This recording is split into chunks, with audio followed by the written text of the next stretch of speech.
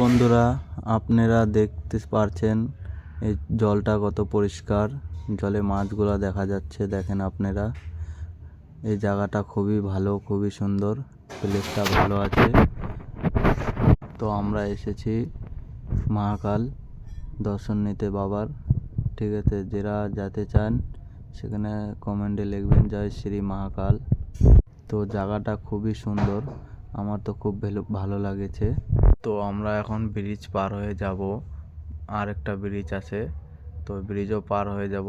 ওই ব্রিজের ওখানেও জল দেখাবো আপনাদেরকে। জলটা এত সুন্দর, বড় বড় মাছ দেখা যাচ্ছে, আপনারা দেখেন।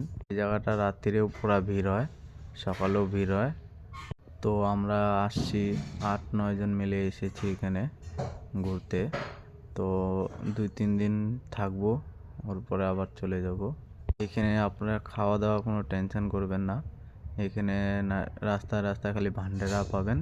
তো ভান্ডারাতে খাওয়া দাওয়া সব ফ্রি থাকে আপনাদের। খিচুড়ি, কোনো ভান্ডারাতে ডাল ভাত, লাবড়া।